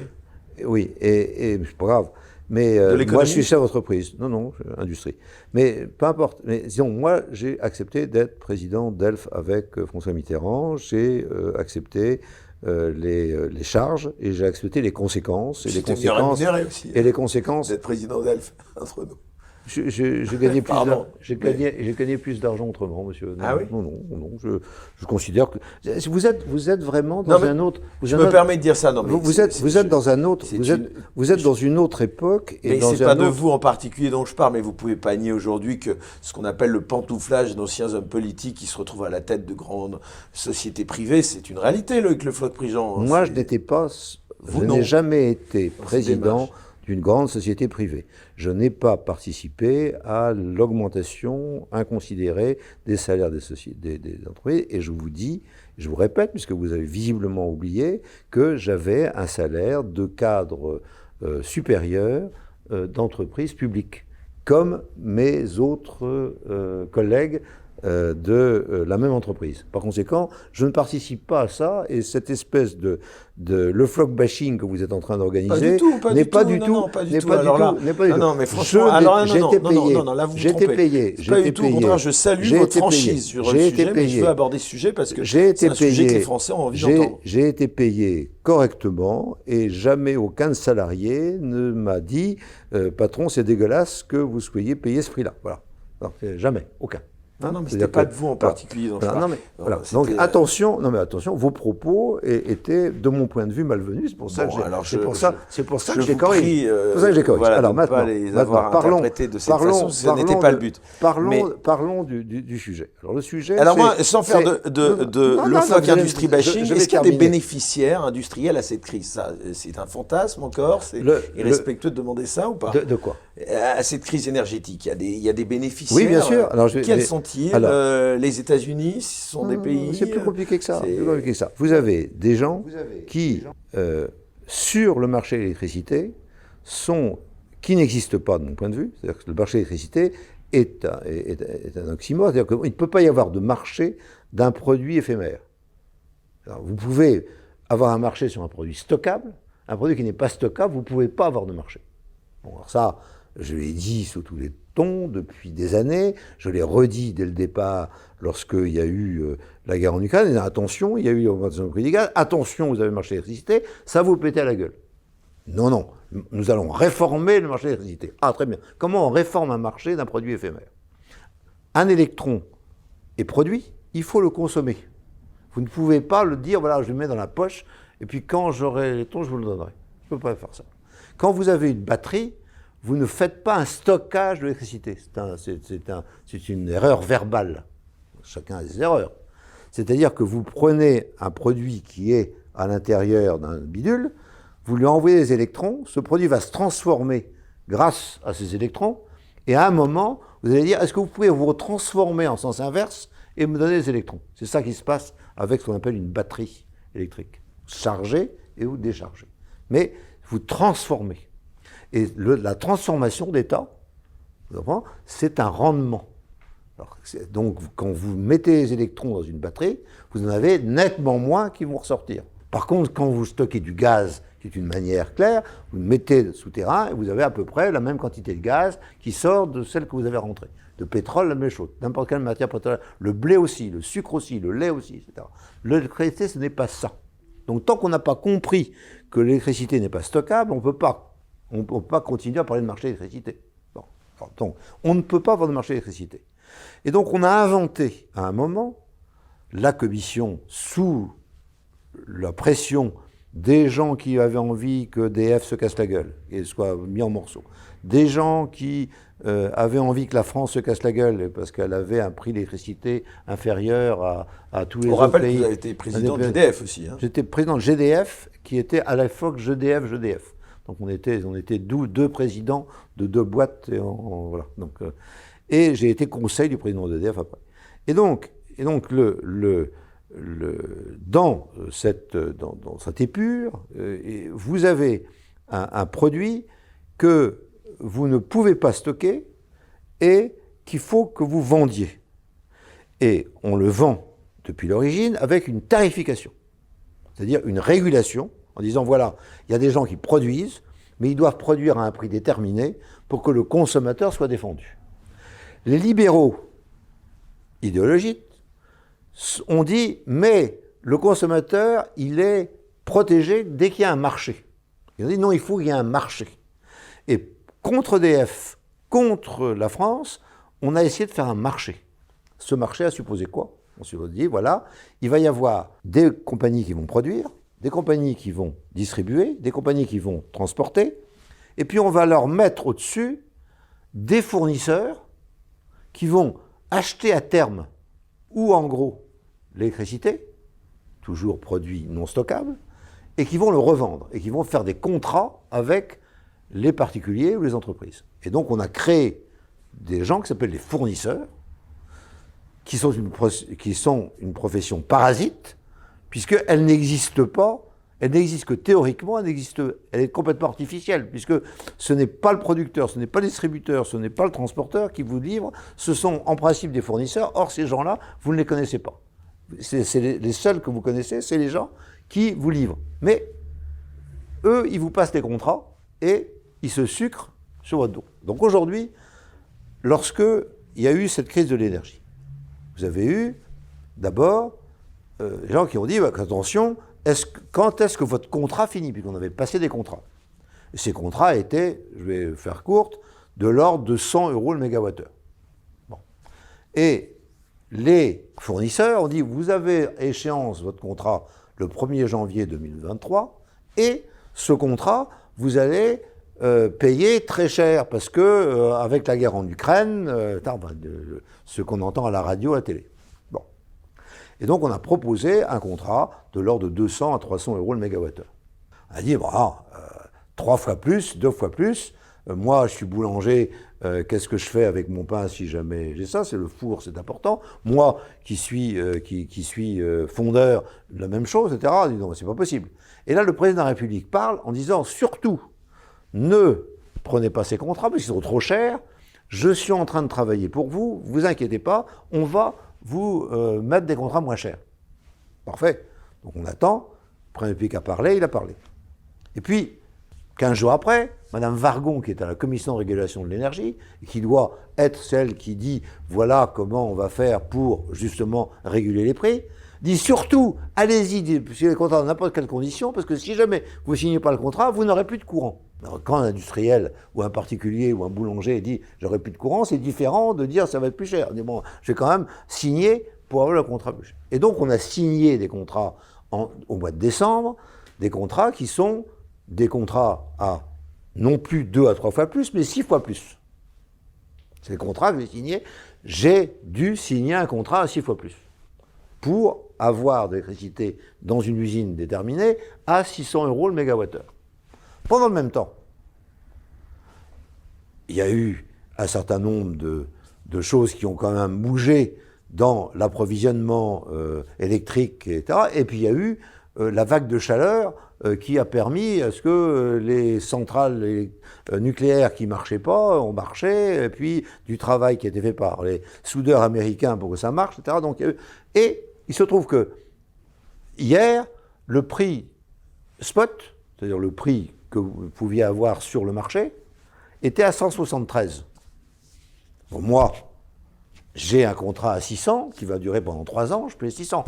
Si jamais, effectivement, le prix est à 173, et si jamais ça continue, il y a un type qui prend la différence entre 600 et 173, c'est pas moi, et moi je continue à payer 600. Parce qu'on a fait un marché artificiel. Et c'est ça la situation d'aujourd'hui. Alors, qu'est-ce que je dis et que je commence à être entendu. Alors je suis content d'être entendu, parce qu'il y a une semaine, le président du MEDEF a dit tout et son contraire. Enfin, il a dit la même chose que moi le dimanche, et il a dit l'inverse le lundi. Mais c'est pas grave, mais au moins il a dit une fois.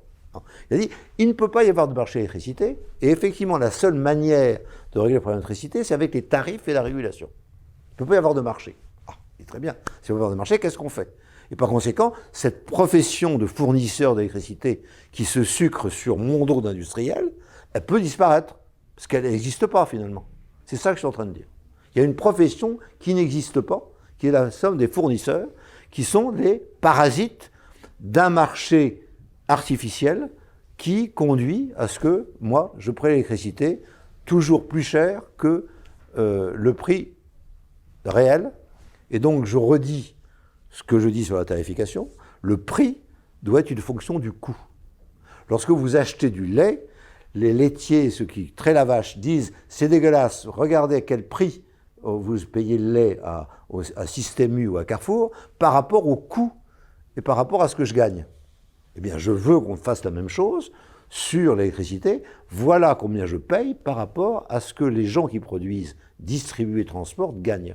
Je dis, alors je peux considérer qu'ils font du bénéfice, qu'ils font ça. Simplement, quand ils prennent l'électricité aujourd'hui pour les centrales nucléaires à 30 € le mégawattheure ou en hydraulique à 18 € le mégawattheure, je pense que si jamais je paie 100, j'ai déjà payé les éoliennes et le solaire, etc., et que c'est déjà bien.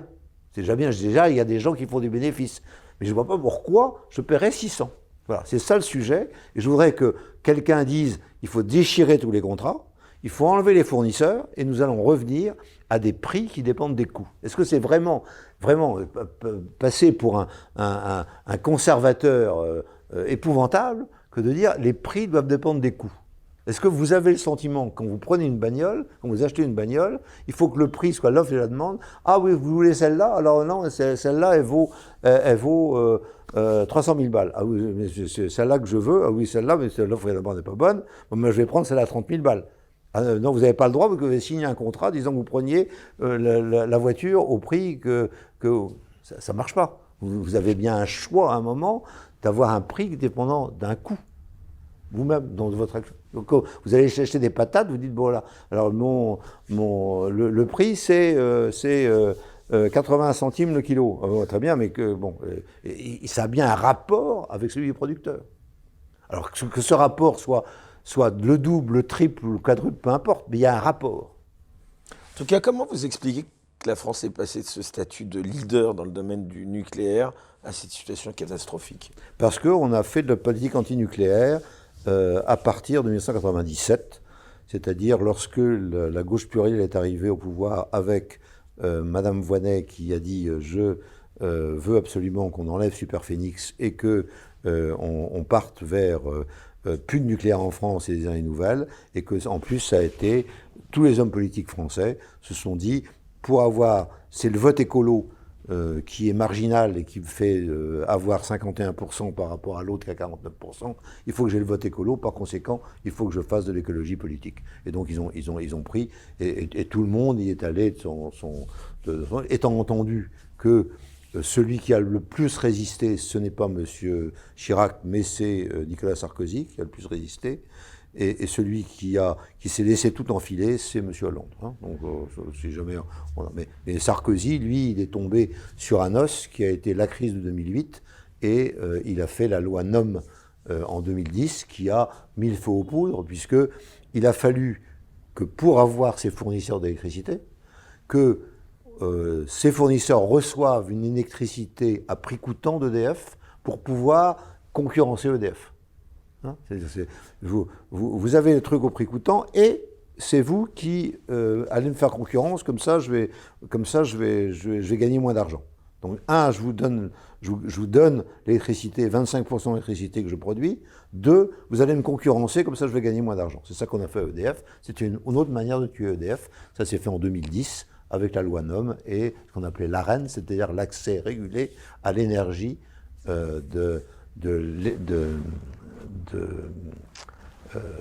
historique nucléaire. A-R-E-N-H-N, l'AREN. Loïc Le Floch-Prigent, on va bientôt arriver au terme de cette émission. C'est bientôt 2 heures d'entretien, donc vraiment un grand merci pour le temps que vous nous accordez. Donc, on va pas spoiler. J'ai pas vu le temps passer. Hein. J'ai l'impression d'avoir rien dit. Je vous confirme. Je vous confirme que vous avez dit beaucoup de choses, et on va même pas spoiler tout votre livre, hein, qu'on encourage vraiment nos spectateurs à lire. Donc, on rappelle qu'il s'appelle « Il ne faut pas se tromper » pour en finir avec les idées reçues sur l'énergie et l'industrie. Alors, je voulais vous dire aussi que je participe au mouvement patronal qui s'appelle Éthique, avec Sophie de Menton, et que nous essayons de porter la bonne parole par rapport à un mouvement patronal en général, le MEDEF et l'Ancientera, qui est quand même très timide sur tout ce que je viens de dire. Hein, c'est-à-dire la timidité de l'organisation patronale est une composante de la lâcheté d'ensemble du pouvoir politique à l'égard de l'énergie et de l'industrie, de mon point de vue. En tout cas, je le disais, on ne va pas spoiler ce livre, et donc on encourage tous nos spectateurs à le lire. Un livre dans lequel donc, vous expliquez le lent déclin industriel français. Juste quelques questions pour terminer cette émission. Vous parliez un petit peu de politique. On vous a dit un moment proche d'Éric Zemmour. C'est une info, c'est une intox? Éric Zemmour est un ami. Alors, j'ai l'habitude de considérer que dans les moments difficiles de ma vie, et j'en ai eu quelques-uns... Enfin, de Mitterrand à Zemmour, il y a un monde, hein, quand même. Ça n'a rien à voir. L'amitié, c'est l'amitié. Vous ne dites pas de quelqu'un, dans celui-là, il ne pense pas comme moi, et donc je ne peux pas être son ami. Un peu comme M. Apathy à la télévision m'a dit. M. Apathy dit, on ne peut pas être ami de M. Zemmour. Moi, je peux très bien vous dire, on ne peut pas être ami de M. Apathy. Chacun son truc. Hein. Voilà. Là, je suis ami d'Éric Zemmour. J'adore discuter avec lui, et voilà, c'est un ami. Alors maintenant, est-ce que je suis en accord avec M. Zemmour? Vous êtes d'accord avec vos amis? Vous êtes d'accord avec vos enfants? Vous êtes d'accord avec tout? Non, j'ai des amis partout, et voilà. Alors, je considère que c'est à... Et vous l'avez conseillé? Vous lui donnez des avis? J'ai parlé avec lui. Il vous écoute, il a une oreille attentive.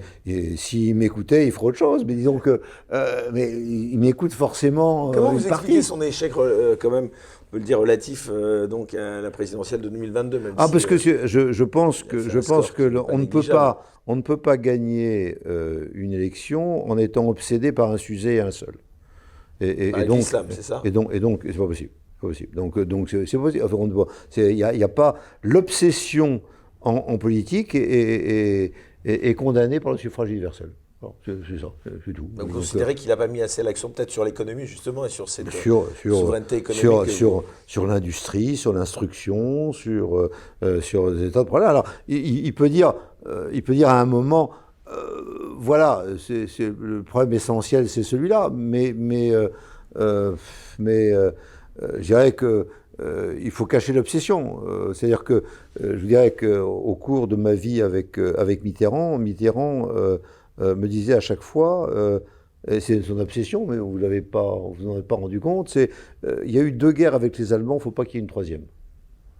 C'est son obsession. Bon, voilà. Ce mais couple il n'était franco-allemand, pas. en ce moment, il explose. Mais il n'était pas. Mais peu importe. Mais il n'était pas sans arrêt à dire aux gens, quel que soit le sujet, donc, tout ça, c'est à cause de l'obsession n'est pas possible en politique. Si on veut gagner, il faut savoir si on veut gagner ou pas. Après. En tout cas, on peut relever quelque chose. Mais l'amitié, c'est sacré pour moi. Et l'amitié, elle est basée sur des choses qui se sont passées entre, en l'occurrence là, 2 hommes, et qui sont à vie, quoi. Voilà. Et donc entre moi et Mitterrand, il y avait des accords extrêmement importants, mais il y avait une affection profonde de part et d'autre, et qui est restée jusqu'à la fin. Voilà. C'est comme ça. C'est autre chose. L'amitié, c'est autre chose que... mais en tout cas, il vous a gardé sa fidélité, parce que lui aussi, on a entendu dire que souvent, il en avait lâché beaucoup. De son côté, lui, il avait été aussi fidèle envers vous jusqu'à la fin. Voilà. Et donc, dans tout ce qui m'est arrivé, on a essayé de me faire dire du mal de lui, et j'ai refusé. Et bon, ça n'a pas plu, visiblement. Enfin bon, ça m'est égal. C'est entre moi et lui. Maintenant, il est parti ailleurs, et moi, je suis ici. Donc, je suis fidèle à l'amitié et à la parole, avant tout. Et c'est ma liberté personnelle, et liberté à laquelle liberté de penser, liberté de parole, on m'enterrera avec. C'est intéressant en tout cas de terminer là-dessus, puisque j'avais 2 dernières questions à vous poser, et là encore n'y voyez absolument aucune malveillance. Tout d'abord, quelles sont vos activités aujourd'hui? Vous êtes patron de PME? Alors je suis patron de PME, PMI, parce que je tiens sur des entreprises, je connais pas, moi je connais l'industrie, hein, donc PMI, I c'est pour industrie. Bon. Donc je conseille des amis quand ils ont des problèmes. J'ai un blog sur lequel j'écris toutes les semaines, loicleflocprigent.fr, loicleflocprigent.fr, dont j'écris toutes les semaines sur les différents sujets d'actualité. J'écris des livres. Alors bon, j'ai écrit celui-là, mais j'en ai écrit d'autres aussi. J'en ai écrit 15 en tout. J'ai écrit 3 polars. J'écris. Et puis donc je participe avec Sophie de Menton à Éthique, qui est donc l'organisation des patronale anticonformiste. Et puis je suis vice-président de Plast Alliance, qui est des entrepreneurs aussi dans le domaine du plastique anticonformiste. J'aime bien. Je ne suis pas très conforme, finalement. Peut-être vous avez remarqué. Peut-être remarqué. Donc j'aime bien l'anticonformisme, et j'aime bien la dispute au sens d'Hannah Arendt. C'est-à-dire, j'aime bien qu'on soit pas d'accord et qu'on s'explique, et qu'on s'explique au fond, et que non seulement ça n'empêche pas l'estime, mais ça augmente l'estime, si jamais on arrive à avoir une bonne dispute. Et puis il y a aussi... Alors, je ne sais pas si je me suis disputé avec vous. Non, j'espère pas du tout. Puis j'espère que... Mais enfin, j'aime bien la dispute. On puisse parler de tout. C'est vraiment ça l'importance de cette émission en particulier qui s'appelle Les Incorrectibles. Et c'est pour ça d'ailleurs qu'elle connaît un vif succès. Encore une fois, je vous remercie d'avoir accepté cette invitation. Dernière chose, il y a quand même quelque chose, moi, qui m'impressionne, c'est que il y a quand même une grande force qui se dégage de vous, de votre personnalité. Vous avez connu l'épreuve, j'en ai volontairement pas parlé, mais bon, vous avez connu la prison. Tout le monde le sait, donc voilà, c'est inutile d'en parler. Comment on se relève de cela? Est-ce que vous pouvez... Ça a été un sujet même sur lequel vous avez... J'ai beaucoup parlé de ça, et disons qu'on se relève avec des... Vous avez passé combien de temps avec en des prison? proches, 2 ans et demi. 2 ans et demi, c'est moi le champion là, c'est en matière. Les autres se plaignent beaucoup, mais moi j'ai passé 2 ans et demi. Mais on rappelle les raisons rapidement. Enfin, non, pas la peine. On a appelé l'affaire machin, etc. Et qu'ils aillent tous se faire foutre. Mais c'est pas le sujet. Le sujet, c'est comment le Breton est résilient. 2, il est d'autant plus résilient. Il est d'autant plus résilient qu'il a un entourage qui le soutient, quoi qu'il arrive. C'est ma femme d'abord, ma mère qui est décédée il y a 2 ans, mais qui a été inconditionnelle, une partie de ma famille, pas toute, mes enfants, et puis des amis. Et c'est pour ça que tout à l'heure, vous dites pourquoi. Oui, il y a eu des amis. C'est là qu'on connaît les vrais amis. Et là, donc, je dirais que mes ennuis ont commencé, et c'est important de le dire et que vous l'ayez en tête, le jour de la mort de Mitterrand. L'existence de Mitterrand, même plus président de la République, me protégeait entièrement parce qu'il était mon ami inconditionnel. Voilà. Et à un moment, c'est le jour de des gens qui ont voulu votre peau et qui... qui l'ont eu.